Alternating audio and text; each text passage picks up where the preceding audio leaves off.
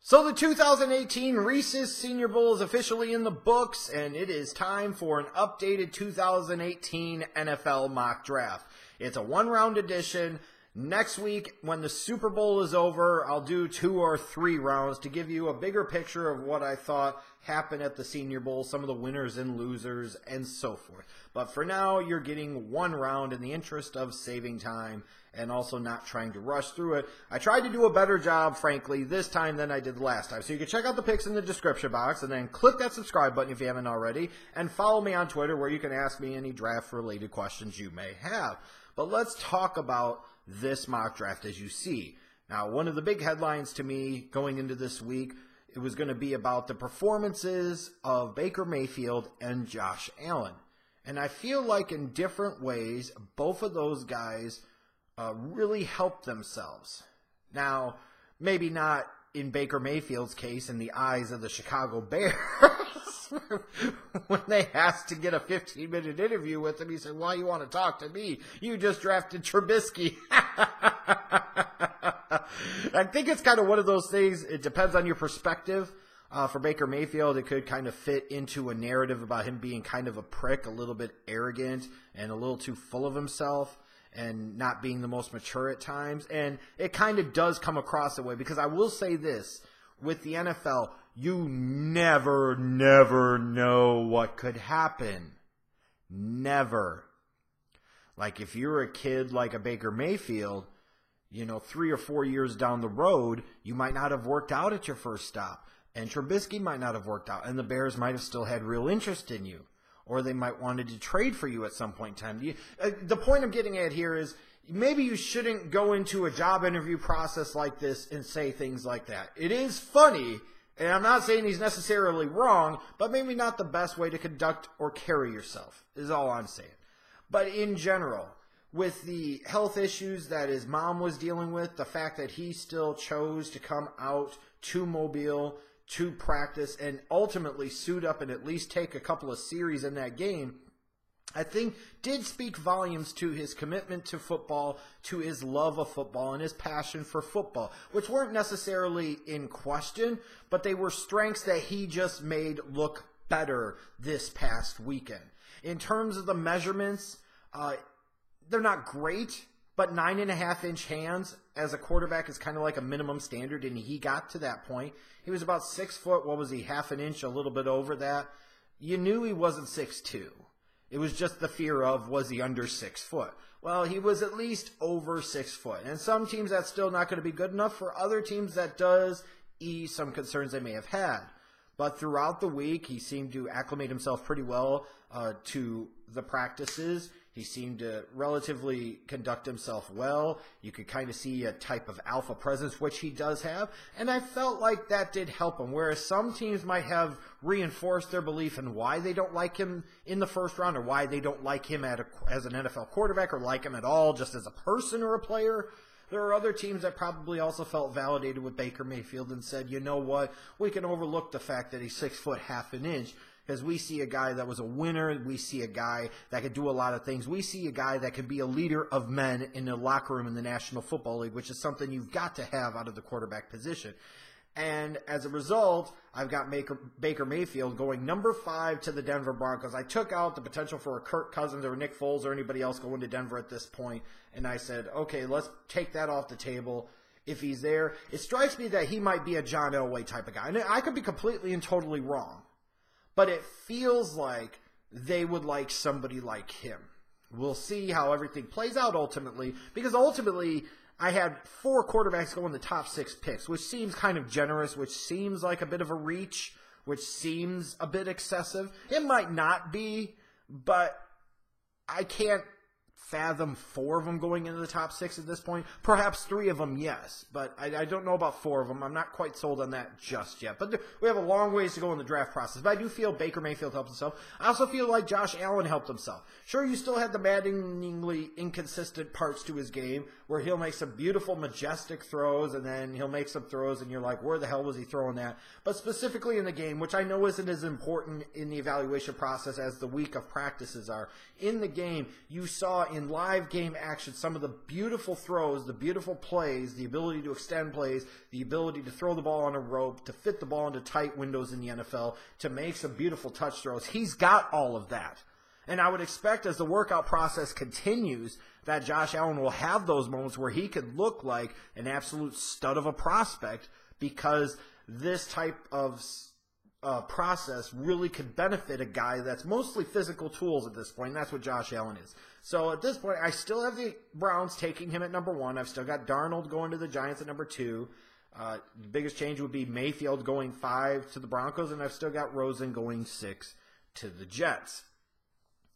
And that was kind of like the number one big story. You had other guys I felt like throughout the week acclimated themselves pretty well. I don't have them represented here in round 1 of this mock draft, but I thought James Washington from Oklahoma State was a pretty big winner, because there are going to be concerns with him at 5'10.5", 210 pounds. He looks like a running back, but where does he really fit in terms of a wide receiver? Yes, he has deep speed, but he lacks the route running that you would like out of a guy either out of the slot or on the outside.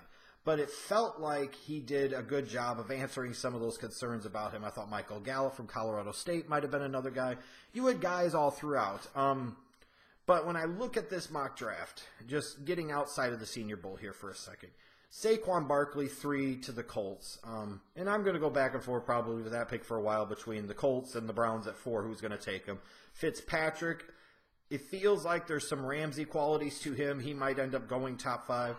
The Buccaneers have to be really, really happy if a guy like Bradley Chubb falls to them at number 7. I know personally I would be ecstatic, and I'm sure the Bears wouldn't be mad if Quenton Nelson fell to them at number 8. When you look at a guy like Quenton Nelson, you see a guy that should be a multiple-time Pro Bowler, a multiple-time All-Pro, and maybe someday we're talking about a guy that could end up in Canton. I was reading somewhere, and one scout referred to him as Zach Martin on steroids. Let's hope that that's just a figurative thing and not a literal thing, but I feel like he's a day-one impact stud. And when you're talking about the Bears and you're talking about needing to get the most out of Trubisky, you got to improve the protection in front of him, especially knowing a big part of what they do offensively is Jordan Howard in the running game. Quenton Nelson is going to bring a lot as a run blocker on the interior at the left guard position as well.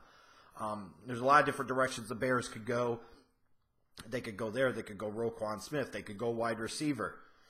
The point being is they still have needs all over the place. And that's an important thing to keep in mind, too, especially for your team if they're not in the playoffs. And even for some teams that are in the playoffs, you have a lot of players and positions that could be replaced, that could be upgraded. Don't be so married to, oh, this is the biggest need, or this is the number one need. In certain cases, yes, it is. Like Cleveland Browns, clearly quarterback is the number one need. I look at teams like the Seattle Seahawks and the Detroit Lions, that for what they do, running back has to be the number one priority. It doesn't necessarily mean that comes in round 1, but they must find that guy. So keep that in mind. Who else can I troll on here a little bit? I'm kidding. Nah, not necessarily. Who would be? Oh, the Atlanta Falcons fans.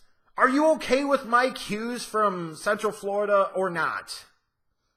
Because it seems like no matter what I do, every time I mock somebody to the Atlanta Falcons, somebody's got an issue with it, somebody's got a problem with it, and ultimately it may very well have been Billy Price, but the Titans took him at 25. And Titans fans, are you okay with taking an interior lineman like Billy Price at number 25? Because I thought he did a lot to help himself this Senior Bowl week. I thought he probably locked himself into a late first-round selection. I really, really do. Feeling even more so that it might be between picks 20 to 26 than it would be more so picks 26 to 32.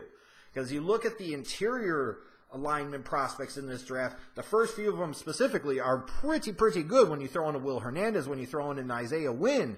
I mean, these are guys I feel like are projected as long-term starters in the National Football League. But Atlanta Falcons fans, are you okay with Mike Hughes? Titans fans, are you okay with Billy Price? Raiders fans, are you okay with me mocking Roquan Smith to you this time? I have a feeling you probably are. Cardinals fans, no, I'm sure you're not happy. Arizona Animal and probably the 3 others that actually watch my videos that happen to be flipping Cardinal fans with Vita Vea. But you know what? Who gives a crap? It's who you got mocked this time. Ravens fans. If he was there, you probably would feel like it's an upset if Calvin Ridley wasn't the pick, right? Right? I just wondering. Lions fans, would you be happy with Derrius Guice, the running back from LSU? Cowboys fans, would you be happy with Denzel Ward, the corner from Ohio State? Bills fans, would you be happy with Lamar Jackson and Christian Kirk? And you say to yourselves, well, we already have Tyrod Taylor. Why would we want another one? Because Lamar Jackson is better. And anybody, up to and including Kuiper, that wants to spend several minutes talking about how Lamar Jackson needs to think about converting to wide receiver at the next level should go look in the mirror and kick themselves in the dicks. Because even though I am a fan of both Josh Allen and Lamar Jackson, I am a fan of both of them. I believe in both of them. The truth is, if Lamar Jackson needs to think about converting to wide receiver, then Josh Allen should be thinking about converting to tight end. I'm just saying, if we're going to keep it fair, we need to keep it fair across the board. It's crazy to me. Who else? Well, as they usually do, have an issue. Oh, Steelers fans. Are you okay with the safety in round 1? Or let me guess, you think your team is perfect? Ah, hell, who knows? The mock drafts, even in January, are such a crapshoot. If you don't like mine, cool. Tell me why you don't, and then do your own damn mock drafts. And if you do happen to like who I have slotted for your team, feel free to tell me about it too. Because more often than not, the responses are generally going to skew negative in the disagreement. Not saying that a lot of people don't agree, they're just oftentimes the ones that agree don't bother to comment. So let's get more fair and equivalent representation in the comments to this freaking video. Although surely what will still happen, as usually does, is people click on the video, look at the description box, and then they comment without bothering to get the context of the idiot battling in the microphone. Oh, the idiot would be me. But anyways, that's my newest post-Senior Bowl 2018 NFL mock draft. Read them and weep. Check it out. Let me know what you think in the comment section below. And subscribe, damn it! Subscribe!